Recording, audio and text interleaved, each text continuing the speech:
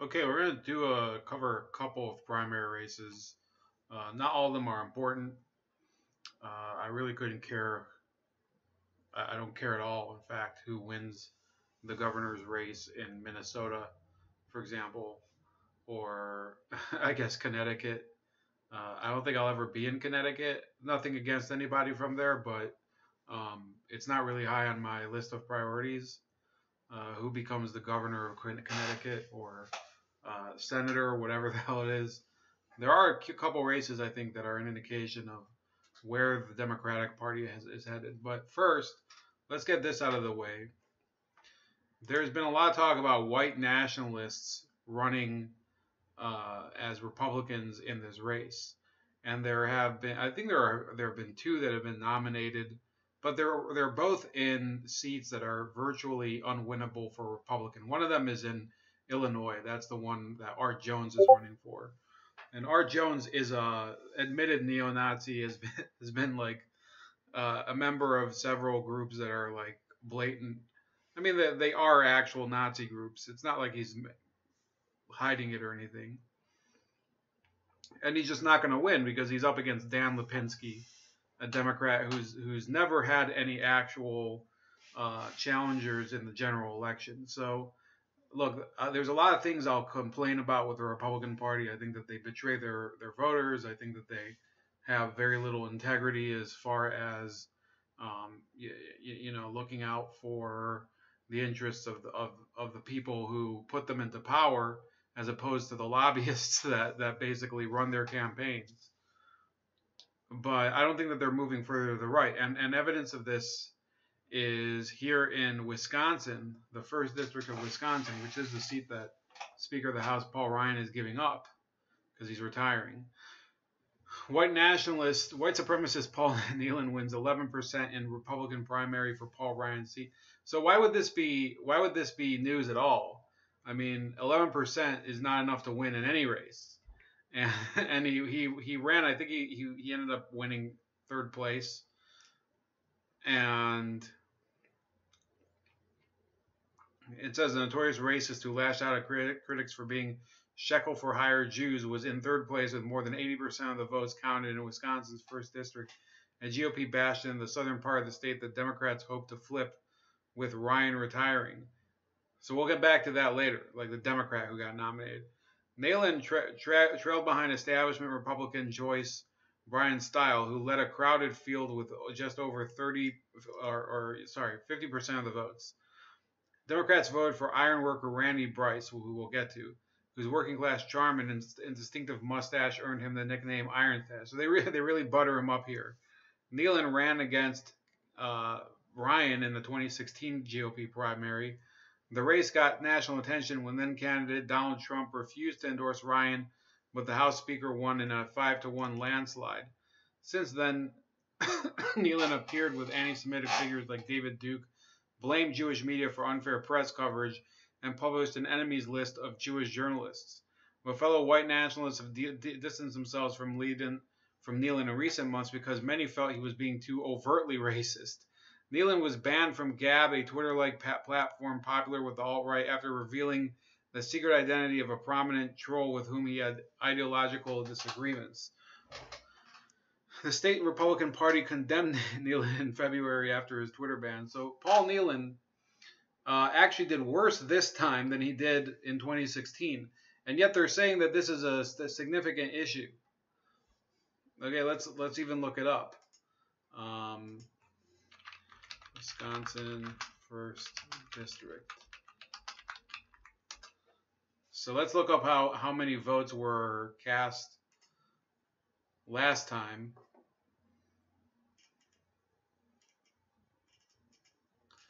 2016. He got 10,000 votes in 2016. This year I believe he got like less than 6,000. And for some reason we're supposed to believe that there's this big outbreak of Nazism or something when the guy started running as a Nazi and earned less votes than he did last time. So where's the big outbreak of Nazism? I really don't know. I think it's a bunch of nonsense. So that's it for that race. Then, of course, Bernie Sanders won his primary to be renominated by the Democratic Party in Vermont. I just remembered that. One second. Uh, primary survey, Wisconsin.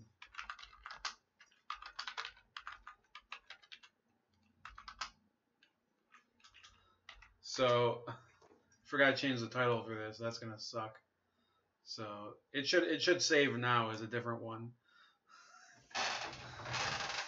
I still have the old Sean King title that I made up late yesterday. So sorry for the shitty hair, but I also just got out of the shower 10 minutes ago. So, with 10% of precincts reporting, the Associated Press called the race showing Sanders carrying 94% of the vote. It was not immediately clear which Republican he will face in the general election in November. So that's not really the important part. The important part is how people are reacting to it. I saw the Humanist Report tweeted it out to look at it, and it really is, it's really screwed up. Because people are asking, why the hell is an independent running in the Democratic primary and then he rejects the nomination? Be a Democrat or don't. Quit pretending to be one only to screw up Democratic primaries at all levels. And then somebody reacts, he says he runs in the Democratic primary because the Democratic voters love him and he doesn't want to split the vote with another leftist in the general election because they're causing the Republican to win. It's an agreement with the Vermont Democratic Party. Same reason he didn't run as an independent in the general in 2016. He didn't want to split the left's vote, allowing for an easy win for the Republicans. And then the same person who started the whole thing says Bernieites love him, the Democrats hate him. And they wonder why they can't get progressives to vote Democratic. This is the reaction. Bernie Sanders is bringing some voters into the Democratic Party. And you might think that it's a stupid strategy the way he's doing it. But what's the better strategy that the Democrats have? They don't have one. This is it. What's up, Lennon and Chris? Thanks for tuning in. I don't know if either of you are. I know Lennon McCarthy's in California, so he didn't vote today. So then somebody asks him, how is he screwing with the Democratic primaries by endorsing candidates? And then this guy says he personally carpetbags into the Democratic Party and he supports followers of him, not Democrats. And then this person, Robert Louis Blue, says because Democrats tend to represent their donors, not their constituents, he should shun corporatists who have conspired to destroy labor power and rights. Fuck them. If a Democrat is shit at his job, he needs to be replaced by a leftist who will fight for workers' rights.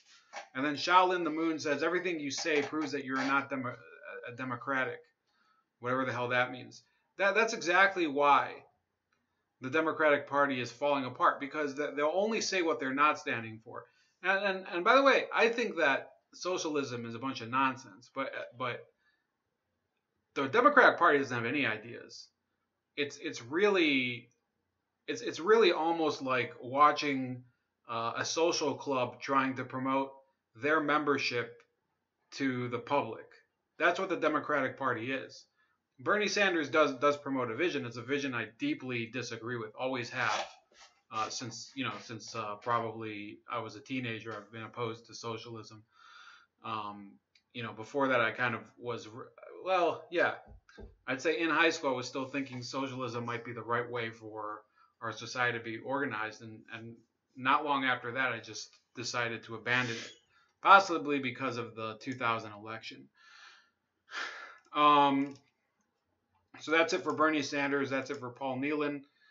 Then you have Ilhan Omar, the Somali American who won the nomination in Minnesota. I think it's in the Minneapolis-St. Paul area.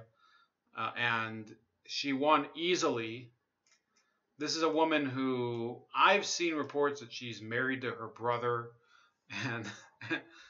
And there's also she's clearly somebody who is an ethnic candidate, okay?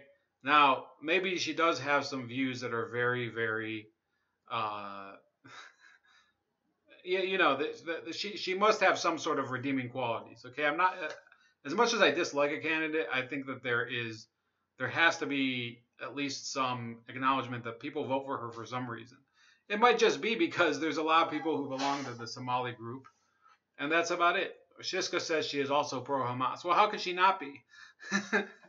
How could she not be? Aren't you? Just kidding. Um, yeah, but McCarthy also heard that. Did you hear that from somebody else too, or did you just hear from me? Because I saw that today. McCarthy says Democrat Party is oligarch party. That's why it's still there. Voters left. Chris Kroll says I found out tonight about Icon. It's probably the reason we are getting censored. Well, let me know what that is because I haven't heard about it. That's interesting. It's good. Sometimes I'll have viewers that'll tell me stuff that I don't know. So that sounds interesting. A former Republican who served as an ethics lawyer in there was another Senate race where a former Bush administration official tried to run against the incumbent senator Tina Smith and was just destroyed.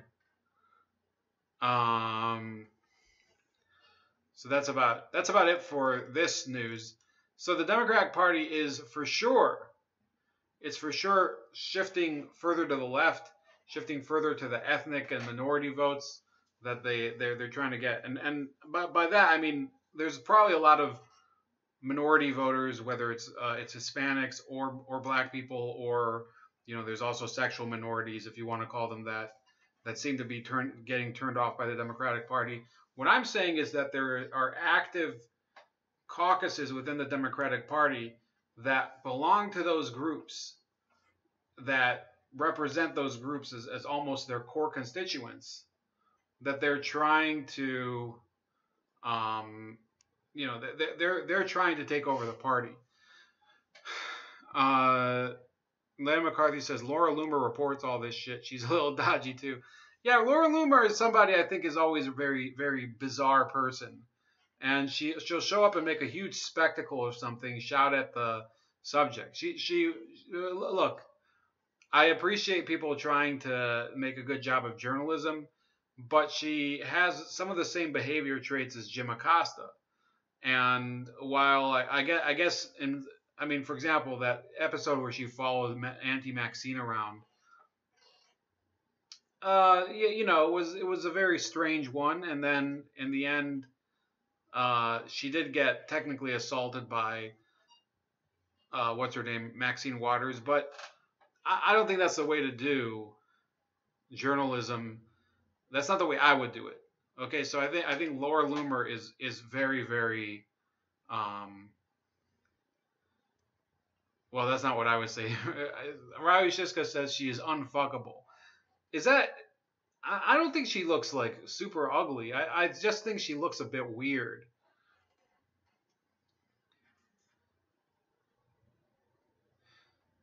McCarthy says, I like Matt Couch and he likes her, but I think she slashed her own tires and is a weirdo. I've heard she just has yeah, I don't know about the tire thing. That sounds very familiar.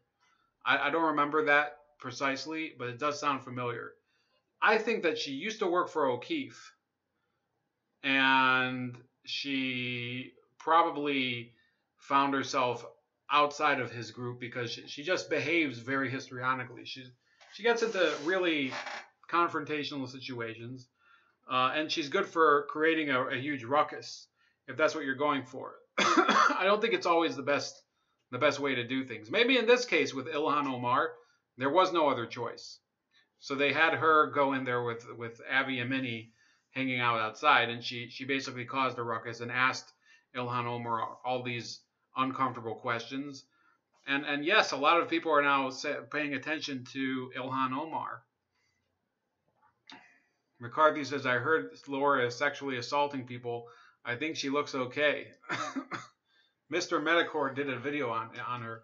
Yeah, I think Medicor is somebody I'm not as familiar with, but I did see his video yesterday on Mundane Matt, which was, even if you don't like YouTube drama videos, it was an amazing, amazing job by Mr. Medicare. It was the second good analysis of that episode that I saw.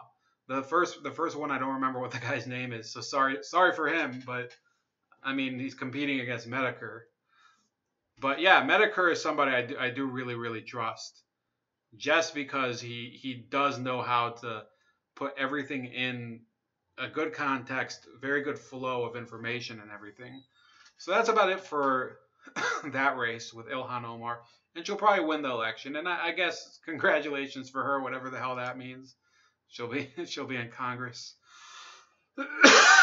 So then Keith Ellison wins big in the DFL primary for Minnesota Attorney General.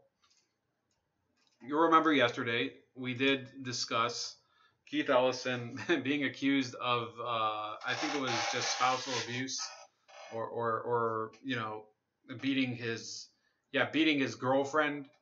I think it was either his girlfriend or it was his girlfriend. And then today it was found out that there apparently was another report of another girlfriend from when he was married, so his mistress in 2004, that there was actually a police report for. So we'll see what happens. It could be that it's bullshit. It could be that Keith Ellison is innocent. We should probably wait for the facts to come out, right?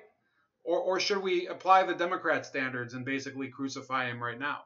I mean, what do you guys think? It's a real. I mean, should we behave like rational human beings, or should we use their standards? That's the question, I guess, here. You guys don't have to answer that if you don't want to. McCarthy says, looks legit in my opinion. Mainstream media is ignoring it. Yeah, I think that the fact is, with Roy Moore, the stuff did not look legit to me, and they did buy it. And Roy Moore was also a jackass. So it's a partisan thing. They want to believe people. They want to believe people that are helping their cause and then disprove the ones that give them trouble.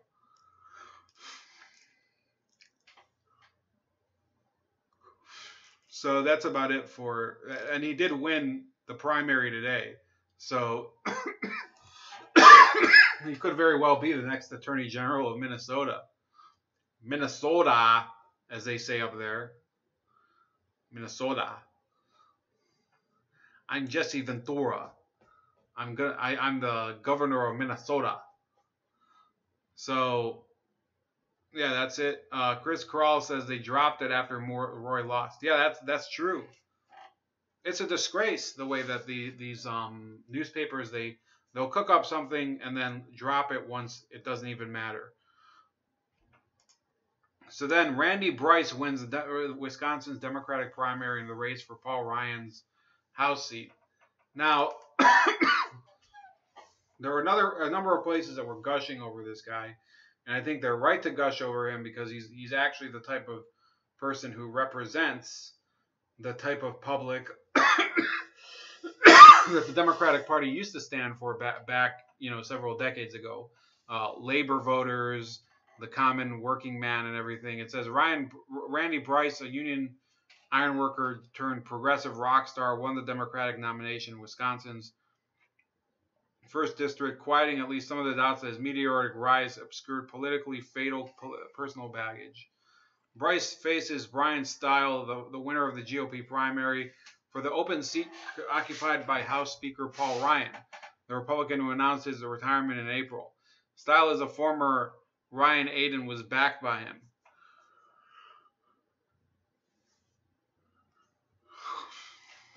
We're not going to go on very much longer. I'm actually very tired because I already did eat, and usually after I eat dinner, I'm pretty tired. In the Democratic race, Bryce fended off Kathy Myers, a local school board member, union activist, and former high school teacher. She mounted an unexpectedly competitive race against him with a fraction of the funds and national media attention. Bryce's early head start ultimately proved insurmountable, however.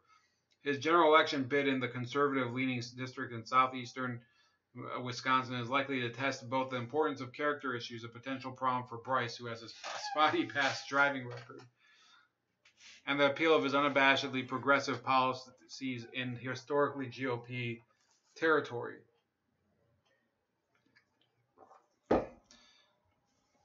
In analysis of Donald Trump's 2016 win, the quote says, we heard a lot of white working class voters, people without high levels of education, being really supportive of him, said Aaron Weinshank, a political science professor at the University of Wisconsin, Green Bay. Bryce is a candidate trying to represent white working class voters, but obviously doing it for a different side.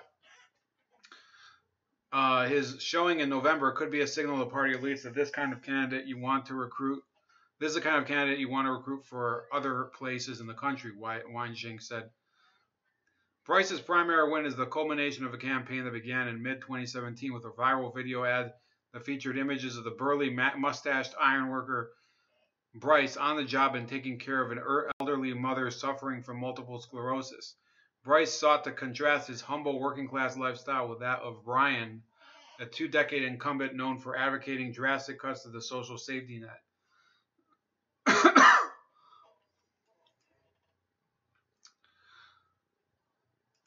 So